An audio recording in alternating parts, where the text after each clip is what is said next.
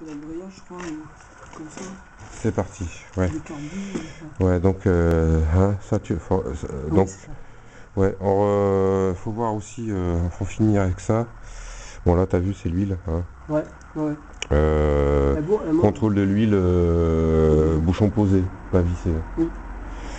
Là, c'est le repère qui sert à voir l'arbre moteur, ouais, pour régler le cycle des soupapes. Hein. On voit que ça a été fait. Tant qu'il n'est pas massacré, c'est bon signe. On voit aussi, toi, sur la tienne, que comment t'avais un parc artère qui a été enlevé. C'est plus le boulon d'origine. Il se remonte là aussi de l'autre côté en haut. Ouais. On voit que ça a été changé. Autre chose à savoir aussi, bon, il y a la fameuse pédale de frein. On voit que le téton, toi aussi, le buté est cassé. Ouais. Donc du coup, elle remonte un peu si elle a envie, quoi. On a fait je vois qu'il y a une butée qui a été bricolée sur tu vois, sur la pédale. Là. Ah ouais, oui, avec des... Enfin, une butée, mais normalement, la butée, là. D'accord. La platine, il casse le téton. Bon. Après, bah, évidemment, la ligne de peau, elle a l'air quand même pas mal, ce que tu as remis, là. Bah, elle fait du bruit, quand même. Ouais. On la fera démarrer. Et autre chose aussi, c'est... Il faut savoir qu'il y a un truc planqué, là. Je sais pas si on voit. C'est un bouchon qui... Ah, c'est le renifleur, c'est ça? Ouais, qui bouche un câble. C'est le câble qui vient du fond de la boîte à air qui derrière se cache.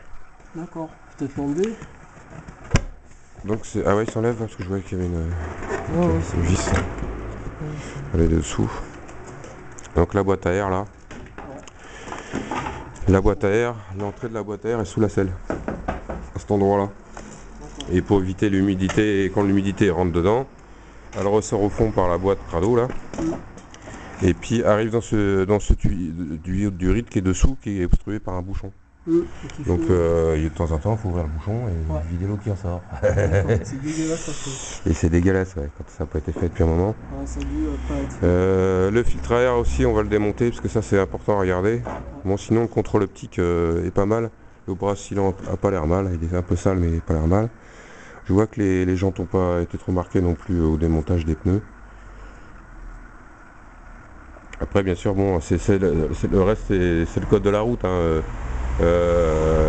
Les clignotants qui marchent, l'alignement de la fourche, tout le bazar.